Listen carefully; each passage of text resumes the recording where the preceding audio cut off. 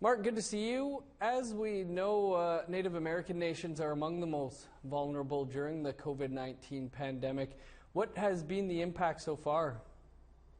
Well, it's mixed. So the tribes have been hit pretty hard with it. There are over 1,100 cases now in the Indian health system, 39 deaths. It's growing exponentially, particularly places like the Navajo Nation, but also some of the Pueblos. The great fear is what happens when it gets into Alaska and some of the native villages that are quite a ways from any roadway or health system, and that easily could be a big problem. A lot of folks remember the history of the flu a century ago and how devastating that was, particularly in Alaska, where entire villages were wiped out. You mentioned the Navajo Nation, which has been the hardest hit. Can you tell us a bit about what's behind that? There was a religious service that had a large group of people, and some of them were infected, and they infected everybody in the virus.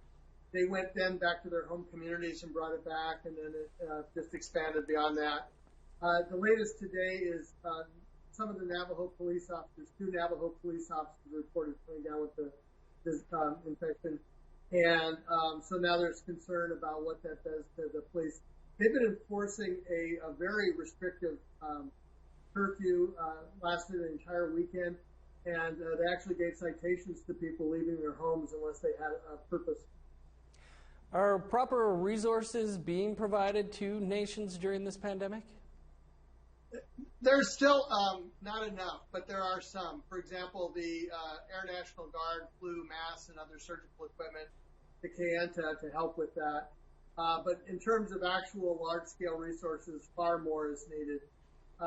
Tribes right now in the United States are going through a complicated process to be made whole by all of this, at least as much as possible, and it's already contentious.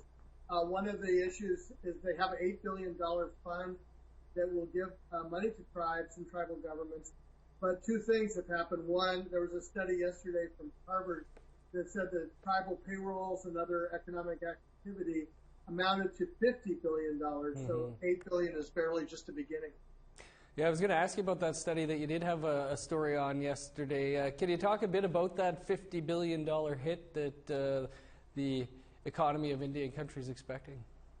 Sure. Well, one of the ways that most people think about is virtually every tribe has some sort of gaming operation. Not virtually every, but a lot of tribes have gaming operations. And we think of the big ones, the big, beautiful hotels and resorts. But what really matters is the ones that employ 200, 300 people. And all of those are shut down, and all of those are excluded from any kind of help from the United States government. And those are the communities that are really hurting that have these payrolls they have to somehow meet.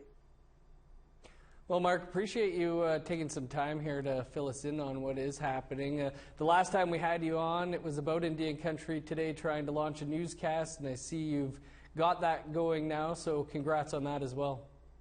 Thank you. We're following your lead to have the only other national newscast. Well, congrats. Thanks, Mark.